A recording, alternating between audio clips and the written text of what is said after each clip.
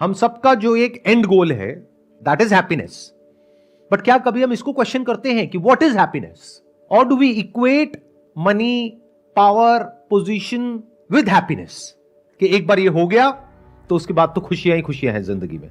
जबकि अगर हम अपने आसपास में देखें ध्यान से उन लोगों को जिनको वो मिल गया है जो आप पाना चाहते हो, क्या वो बहुत खुश लगते हैं आपको? तो इसका मतलब कितने लोग हैं जो एंड गोल को एक्चुअल में अचीव कर पाते हैं? ये क्लियर हो रहा है ना मैं क्या कह रहा हूं? कि मतलब देखो, आप पढ़ाई करते हो किस लिए करते हो? ताकि जॉब मिल जाए। जॉब से क्या होगा? पैसा मिल जाए। पैसे से क्या होगा? लाइफ कंफर्टेबल हो जाएगी, लाइफ बढ़िया हो जाएगी। बट जिन लोगों के पास में पैसा है या जितना भी आप पाना चाह रहे हो उससे ज्यादा है, क्या वो बहुत खुश हैं? चलो आपसे एक सिंपल सा क्वेश्चन पूछता हूं, आप में से कितने हैं जो जॉब करते हैं? कुछ लोग होंगे जो आपसे सीनियर लेवल पे होंगे, कुछ होंगे जो जूनियर लेवल पे होंगे। क्या जो भी आपके सीनियर लेवल पर हैं वो सब बहुत खुश हैं? क्या वो परेशान नहीं है? क्या वो आपसे ज्यादा खुश हैं? सोचो, इस तरह से दिमाग लगाओ। हम कभी ऐसे सोचते नहीं है। कितने हैं जो अपनी लाइफ से बहुत खुश हैं और उनके चेहरे पे हमेशा एक हंसी बनी रहती है, और कितने हैं जो बहुत सीरियस रहते हैं जैसे कि कोई मर गया है। जैसे अभी आप में से कुछ लोग बैठे हैं, हैप्पीनेस की हम बात कर रहे हो और इतना सीरियस होकर के देख रहे हो जैसे पता नहीं क्या हो गया है। अरे भाई, थोड़ी सी चेहरे पे हंसी रख लो। तो खुशी होती क्या है?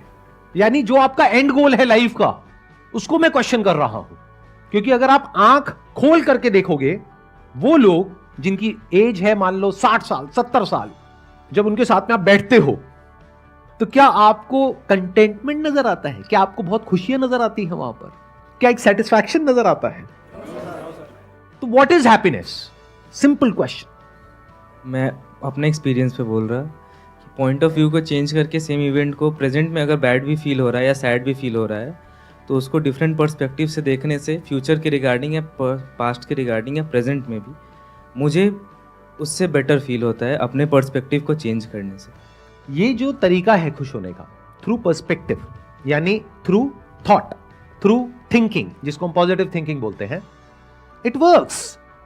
ये काम करता है, बट ये टेम्पररी है। क्यों? क्योंकि पॉजिटिव सोचने के लिए आपको एक एफर्ट करना पड़ता है, क्योंकि आपकी जो टेंडेंसी है हम सबकी, वो ऐसी नहीं है कि हम पॉजिटिव सोचें। यानी अगर मुंह में 32 दांत हैं और एक नहीं है तो जीभ कहां जाती है? 31 की तरफ या उस एक की तरफ?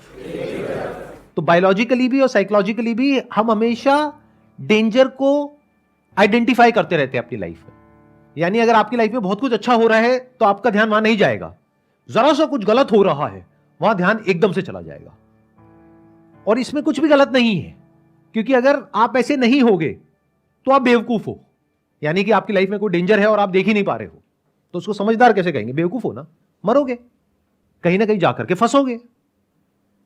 ये दुनिया ऐसी है जहां पर ऑलमोस्ट हर दूसरा इंसान ये सोच रहा है कि आपको यूज करके कैसे अपने गोल को अचीव किया जाए। उसमें आपके साथ क्या होता है क्या नहीं होता उससे फर्क नहीं पड़ता, उसका अपना काम होना चाहिए। तो ये क्या है? एक डेंजर नहीं है? चारों तरफ ऐसे लोग घूम रहे हैं जो देखने में आपको बहुत अच्छे लगेंगे बाहर से, लेकिन अंदर से भेड़िए के जैसे हैं। उनका एक ही टारगेट होता है, किसी तरीके से लोगों का शिकार किया जाए। शिकार मतलब नॉट एक्चुअली कि आकर के आप पे अटैक किया जाए, क्योंकि उनकी इमेज तो बहुत ही पॉजिटिव है, बहुत अच्छी है। बट किसी तरीके से आपके पास में जो है यानी कि पैसा, वो आपके बैंक अकाउंट से निकल करके उनके बैंक अकाउंट में आ जाए कैसे भी, आप जाओ भाड़ में। क्या ऐसी ये दुनिया है या नहीं है? क्या चारों तरफ आपके जो लोग हैं वो अंदर ही अंदर आपसे जेलस है या नहीं है? क्या आप खुद अपने आसपास में जो लोग हैं जिनके पास में आपसे थोड़ा सा ज्यादा है या बहुत ज्यादा है, उनसे जेलस हो या नहीं हो? अगर कोई कह रहा है नहीं तो वो झूठा है, मक्कार है। ये सब टेंडेंसीज हमारे सबके अंदर है। क्योंकि ये कहां से इमर्ज होती है? जेलसी कहां से आती है? कंपैरिजन के थ्रू। और कंपैरिजन कोई करता नहीं है, हो जाता है। क्या 24 घंटे माइंड में कंपैरिजन नहीं चलता रहता कि तेरे पास कौन सा फोन है, मेरे पास में कौन सा फोन है? अच्छा, तेरे पास में आईफोन है, मेरे पास में ये है। अच्छा, क्या ये होता है नहीं होता है? तो ये जो तरीका है खुश होने का, ये टेम्पररी है। हर प्रॉब्लम पर्सपेक्टिव को चेंज करने से ठीक नहीं होती है। ध्यान से समझ लेना। पर्सपेक्टिव को चेंज करने का बेनिफिट सिर्फ तब होता है जब आपके पास में इतना है कि आपको अपने सर्वाइवल की टेंशन नहीं है। यानी एक बेसिक लेवल का आपके पास में पैसा है और कंफर्ट है और सिक्योरिटी है, तब पर्सपेक्टिव की बारी आती है।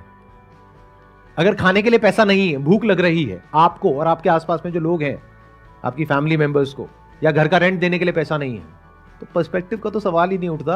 अगले महीने आपको घर से बाहर निकाल देंगे, क्या करोगे, कहां जाओगे? तो ये एक तरीका है खुश होने का हम सबके पास में, बट ये टेम्पररी है। क्या इस सच को देख पा रहे हो? यानी कि जब आपका जो थॉट है वो इस तरफ जाएगा कि इस सिचुएशन में क्या पॉजिटिव है, तब तो आप उस टाइम के लिए खुश हो सकते हो, but the moment it goes back to the other side of it, क्योंकि यही पर्सपेक्टिव का मतलब है। हम क्या समझते हैं पर्सपेक्टिव का मतलब है सिर्फ पॉजिटिव सोचना? अरे नहीं, पर्सपेक्टिव का मतलब है एक सिचुएशन को दोनों साइड से देख लेना। So the moment you look at the other side, you will not be happy. कुछ आ रहा है, क्लियर हो रहा है, या सब ऊपर से जा रहा है? कितनों को एक्चुअल में समझ आ रहा है मैं क्या बोल रहा हूं? क्या चाहते हो आप? मतलब एक ऐसा सेशन किया जाए जो बिल्कुल हल्का फुल्का हो, जिसमें हाँ ऊपर ऊपर लेवल की बातें करी जाए, या डीप में जा रहे हैं तो चले जाएं, चाहे समझ आए चाहे ना आए? कितने चाहते हैं हल्का फुल्का सेशन किया जाए और कितने चाहते हैं डीप हो जाए सेशन?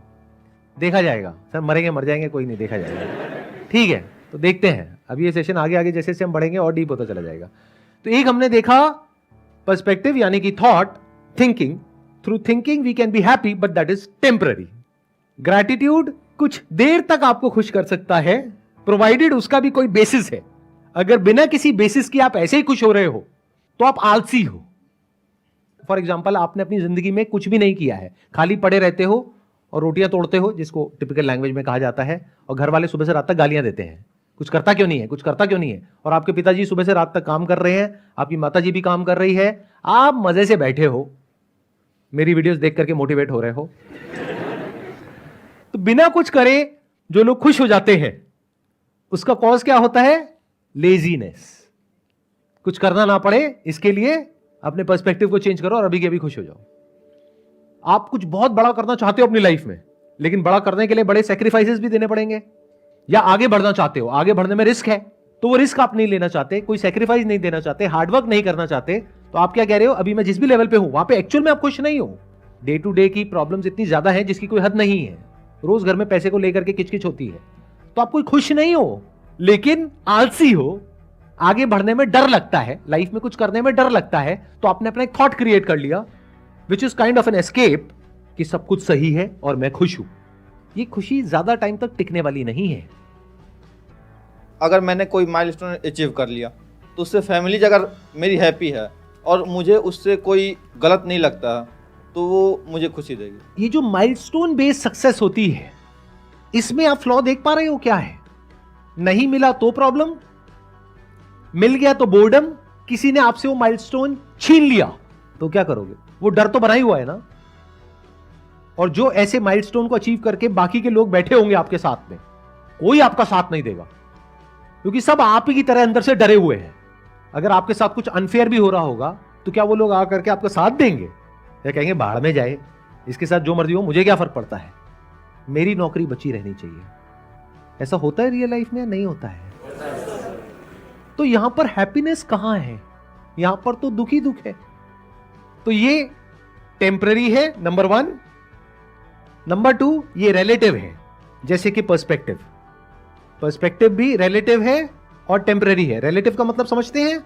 इन रिलेशन विद, यानी जब तक कि आप एक पर्टिकुलर थॉट को पकड़ोगे तब तक आप खुश हो, जैसे ही वो थॉट छूटा या कोई और थॉट आया तो आप दुखी हो। ऐसे ही इस दुनिया में क्या होता है, जब तक जो आपको चाहिए वो मिल गया है और बिल्कुल वैसा ही है जैसा आपने सोचा था, तब तक तो खुशी है। यानी जब तक शादी नहीं हुई होती है तब तक हमारे माइंड में एक इमेज होती है शादी की, जो मूवीज देख के बनी होती है या इधर उधर से सुन करके बनी होती है, या कुछ ना कुछ इमेजिनेशंस होती है। जब एक्चुअल में शादी हो जाती है तब पता लगता है कि अरे ये तो बहुत अलग है उससे जैसा मैंने सोचा था। तो बहुत सारी कंडीशंस है वहां पर, वो सारी कंडीशंस अगर फुलफिल होंगी, जो हो ही नहीं सकती, तब आप खुश होगे। तो आप खुश हो ही नहीं सकते। जैसे बहुत सारी कंडीशंस में से एक कंडीशन क्या है कि मैं शादी करके इस घर में जा रही हूं और मान लो कि आपके जो इन लॉज हैं वो साथ में ही रहते हैं, तो मेरी सास अच्छी होनी चाहिए। ये कंडीशन कभी पूरी हो सकती है? वो बोल तो सकती है कि तुझ में और मेरी बेटी में कोई फर्क नहीं है, लेकिन क्या एक्चुअल में कोई फर्क नहीं है? ऐसा कभी हो सकता है? सोचो, थोड़ा सा दिमाग लगाओ, बिकॉज ये आपकी लाइफ से कनेक्टेड है, कोई थ्योरेटिकल बात नहीं हो रही है यहां पर। हम लोग इस तरह से कभी इंक्वायरी नहीं करते हैं, बस ऊपर ऊपर लेवल की बातें करते हैं। और अभी तो मैंने इसकी जो लेयर्स हैं वो ऊपर की 1-2 लेयर भी टच नहीं करी है, अभी तो पता नहीं कितनी सारी और लेयर्स हैं जहां पे हम जा सकते हैं और डेप्थ में जाकर के देख सकते हैं कि एक्चुअल में खुशी क्या होती है। तो ध्यान से समझो, खुश होने के 2 तरीके हैं हमारे पास में। एक है किसी ऑब्जेक्ट के थ्रू या किसी पर्सन के थ्रू। दोनों में प्रॉब्लम देख पा रहे हो? आई एम नॉट श्योर कि देख पा रहे हो या नहीं देख पा रहे हो। वो देखने के लिए you need to have a great deal of intelligence and observation capabilities, जो हमारे पास में नहीं है। हम तो बस बंदरों की तरह जीते हैं, यानी क्या, कॉपी करते हैं एक दूसरे को। अच्छा वो कर रहा है मैं भी करूंगा, उसके पास में ये है मेरे को भी चाहिए। जो सब कर रहे होते हैं वही हम करते हैं, और वहां पर कहीं पर भी खुशी का नामो निशान नहीं है, फ्रस्ट्रेशन है। अगर इसका सबूत देखना हो तो यहां पर जाकर के सड़कों पे देख लो, हर कोई लड़ने मरने कटने को तैयार बैठा है बिना किसी बात के। किसी को गुस्से से देखना तो बहुत दूर की बात है, किसी को देख करके स्माइल पास कर दो, सामने से रिएक्शन आएगा, अबे हंस क्यों रहा है मेरे को देख करके, मेरा मजाक उड़ा रहा है। अरे भाई, अगर वो स्माइल पास कर रहा है तो तू भी कर दे। या अगर आप लड़के हो, सामने वाली लड़की है, तो बवाल हो जाएगा, छेड़ दिया मुझे, फिर बाकी के लोग आपको छेड़ेंगे वहां पर, क्योंकि सब भरे पड़े हैं, अपने अपनी लाइफ से फ्रस्ट्रेटेड हैं। तो जो प्लेजर्स आपको ऑब्जेक्ट से मिलते हैं वो टेम्पररी होते हैं। जैसे कुछ खाने में प्लेजर मिल रहा है, कब तक मिलेगा? जब तक भूख है। भूख नहीं है और फिर भी आपको खाने के लिए दिया जाए तो प्लेजर नहीं है, पेन है। तो प्लेजर को बियर करने की आपकी अपनी कैपेसिटी है, उससे ज्यादा प्लेजर आप बियर नहीं कर सकते। That is temporary, that is in time. और जितने भी आपके गोल्स होते हैं या माइलस्टोन्स होते हैं, वो सब आप अचीव करना चाहते हो इन्हीं 2 चीजों के लिए, ऑब्जेक्ट एंड पर्सन। ये जो खुशी आपको मिलती है ऑब्जेक्ट से और लोगों से, उसमें बहुत तरह के फ्लॉज हैं, बिकॉज आप उस पर डिपेंड हो जाते हो। फिर उस ऑब्जेक्ट का या उस पर्सन का आपको एडिक्शन हो जाता है, फिर वो ऑब्जेक्ट या वो पर्सन आपको कंट्रोल करता है या करती है। ना आप उसके साथ रह सकते हो ना उसको छोड़ सकते हो। हर ऑब्जेक्ट का और हर पर्सन का एक साइड इफेक्ट होता है, जो कभी एविडेंट होता है, कभी नहीं होता है, कभी इमीडिएटली होता है, कभी 10-20 साल बाद होता है। तो ये जो तरीके हैं हमारे पास खुश होने के, यहां पर खुश होना पॉसिबल ही नहीं है। खुशी की बातें हो सकती हैं, बट एक्चुअल में कभी खुश नहीं हो सकते, क्योंकि आप कितना भी कर लो कमियां रह ही जाएंगी।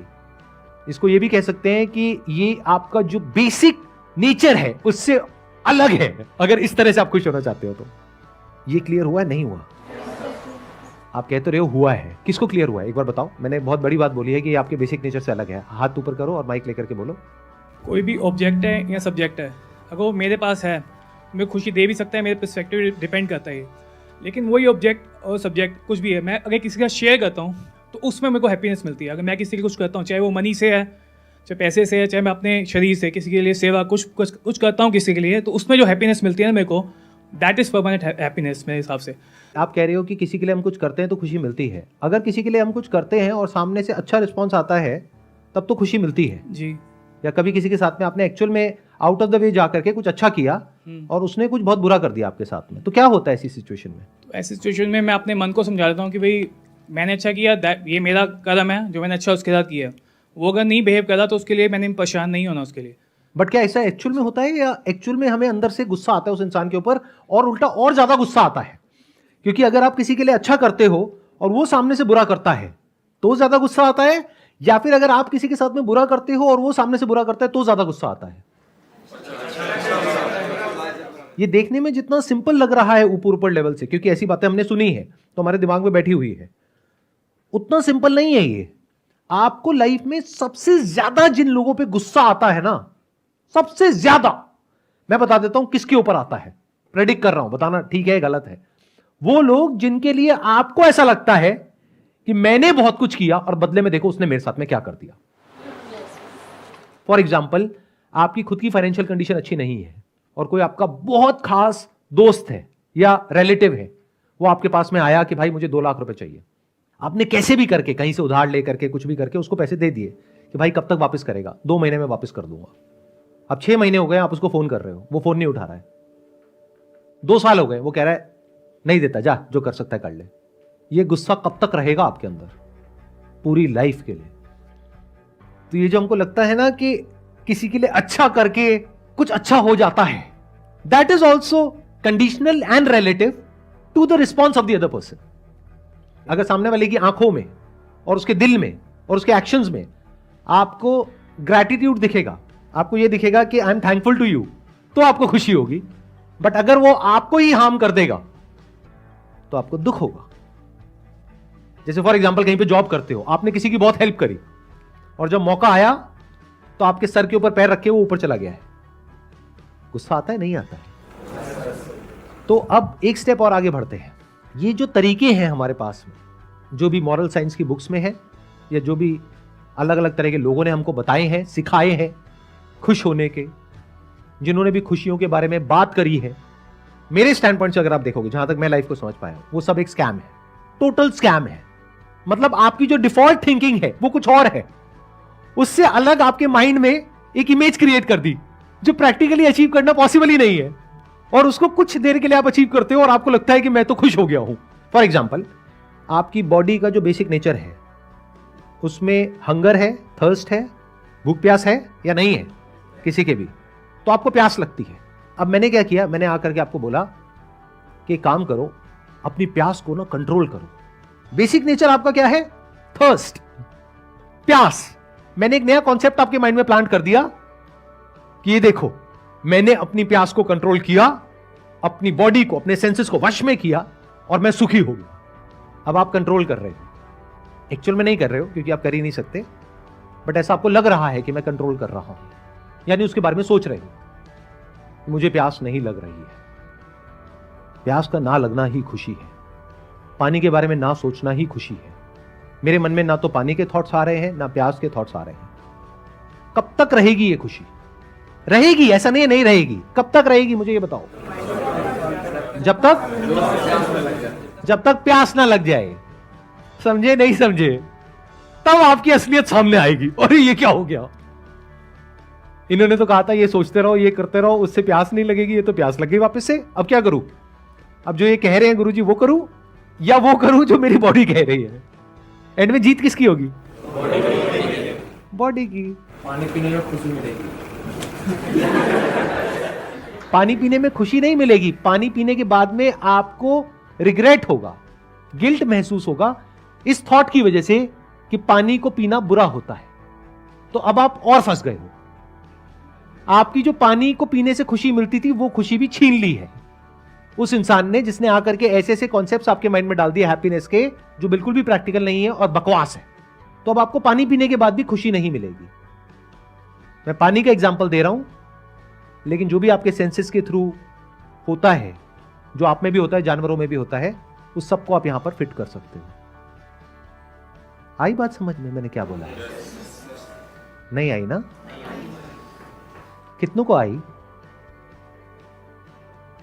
बाकियों को नहीं आई। आपके पास में एक बॉडी है, बॉडी में नेचुरली कुछ होता है जो जानवरों के अंदर भी होता है, लेकिन अगर उसको आप कंट्रोल कर लो तो खुशी है। ऐसी बातें कुछ लोग करते हैं, नहीं करते हैं? तो जब कंट्रोल नहीं कर पाओगे और आप फेल हो जाओगे तो क्या होगा? उसके बाद में अंदर क्या आएगा? गिल्ट आएगा, रिग्रेट होगा, अपने ऊपर गुस्सा आएगा कि लगता है मुझ में ही कुछ कमी है। वो जो मेरे आइडल हैं वो तो कर लेते हैं कंट्रोल, मैं ही नहीं कर पा रहा, इसी वजह से मैं सक्सेसफुल नहीं हो पा रहा, इसी वजह से मैं दुखी हूं, इसी वजह से मेरी लाइफ में सारी की सारी प्रॉब्लम्स हैं। अब आया समझ में? कितनों को आया? अति सुंदर। तो अगर हम इन सारे कॉन्सेप्ट से बाहर आ जाए, यानी एक है कॉन्सेप्ट ऑफ हैप्पीनेस, एक है रियलिटी ऑफ हैप्पीनेस। अगर हम अपनी लाइफ को ऑब्जर्व करें, अपने आसपास में लोगों को ऑब्जर्व करें, अपने आप को ऑब्जर्व करें, तो कहीं भी हमको खुशी का नामो निशान नजर नहीं आएगा। क्योंकि जहां पर भी डिजायर है और फियर है, वहां पर खुशी कैसे हो सकती है? अब आपको बताऊं खुशी एक्चुअल में क्या होती है। मैं क्यों बताऊं? अभी आप बताओगे, देखो अभी बताओगे। सुनो, अभी तक जो भी आप कह रहे थे वो सब प्लेजर था, which is relative, which is temporary, which is connected to an object और अ पर्सन और अ थॉट। अब देखते हैं एक्चुअल में खुशी क्या होती है। मुझे ये बताओ, दिन में 24 घंटे होते हैं, 24 घंटे में से ऐसा कौन सा टाइम होता है जिससे आपको सबसे ज्यादा प्यार है? कितने कहते हैं नींद? कितने कहते हैं नहीं नहीं नींद नहीं है? जो कह रहे हैं ना नींद नहीं है, इनके लिए वो मैंने माचिस की वो डब्बी मंगवाई है, बड़ी वाली। तो इनको हम यहीं बिठाएंगे 2 दिन तक, आंखों को ऐसे खोल के यहां पे माचिस की तिल्ली लगा देंगे और इनको 48 घंटे तक सोने नहीं दिया जाएगा। तो क्या होगा 48 घंटे बाद? आप देख रहे हो फर्क, जो आपके थॉट्स हैं और आपकी थिंकिंग है और जो रियलिटी है उसमें कितना फर्क है। जो आपके माइंड में कचरा भरा हुआ है ना, उसके अकॉर्डिंग आप कहोगे नहीं नहीं नींद थोड़ी ना। सर क्या कह रहे हो, नींद में खुशी कहां है? अगर आपकी नींद आपसे ले ली जाए, 4 दिन छोड़ो, 1 दिन के लिए भी ले ली जाए, 1 दिन आपको सोने ना दिया जाए 24 घंटे तक, उसके बाद क्या कोई और थॉट आएगा आपके माइंड में नींद के अलावा? यहां तक कि नींद का थॉट भी नहीं आएगा, आपको सिर्फ नींद चाहिए। रोओगे, चीखोगे, चिल्लाओगे, भाई मुझे सोने दो, बहुत हो गया आपका सेशन, अब भगवान के लिए मुझे सोने दो, नहीं अटेंड करना मुझे सेशन, नहीं होना मोटिवेट, नहीं मुझे कोई एंट्रेंस क्रैक करना, मुझे बस सोने दो। क्या ये होगा या नहीं होगा? क्या रोज सुबह आपके अंदर यानी आपके माइंड में, आपकी ब्रेन में एक लड़ाई चलती है, नहीं चलती है? कि जब सुबह आप अलार्म लगाते हो 6 बजे का, 6:30 बजे का अलार्म बजता है, फिर आप मोबाइल में टाइम देखते हो, फिर उसको स्नूज करते हो, या फिर 10 मिनट के लिए या 15 मिनट के लिए, जितना भी आप आगे कर सकते हो उतने टाइम के लिए आगे कर देते हो, यानी अपनी उस नींद को, अपनी उस स्टेट को एक्सटेंड करने की पूरी कोशिश करते हो। क्या ये सबका एक्सपीरियंस है आपका या नहीं है? 24 घंटे में 3 स्टेट्स होती है हमारे पास में। एक होती है वेकफुलनेस, एक ड्रीम, एक स्लीप। स्लीप मतलब डीप स्लीप। और जब नींद गहरी आती है तो मजा आता है सुबह उठ करके, या नींद डिस्टर्ब्ड होती है तब मजा आता है सुबह उठ करके? गहरी आती है। So that is the most blissful state to be in. लेकिन इसका मतलब ये नहीं है, छलांग मत मारना एकदम से कि हम 24 घंटे सोते रहें।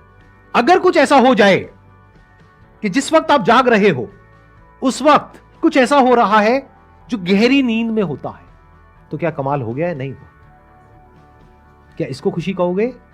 या फिर जो आपको ऑब्जेक्ट से और लोगों से सेंसेशंस मिलती है या थॉट से कुछ फीलिंग मिलती है कुछ सेकंड्स के लिए, which is link to that thought और ऑब्जेक्ट और पर्सन, जो टेम्पररी है, जिसको प्लेजर बोलते हैं, जिसको आप हैप्पीनेस समझते हो, क्या वो बेटर है? या फिर एक ऐसी स्टेट जो कि एब्सोल्यूट है? रिलेटिव हैप्पीनेस में और एब्सोल्यूट हैप्पीनेस में फर्क देख पा रहे हो? रिलेटिव मतलब in relation to a particular person और ऑब्जेक्ट, और the absence of a person और एन ऑब्जेक्ट। जैसे कोई शादी करके खुश होता है, कोई डिवोर्स करके खुश होता है। उसी इंसान से पहले शादी करके खुश होता है, कुछ टाइम बाद डिवोर्स करके खुश होता है। इससे क्या समझ आ रहा है?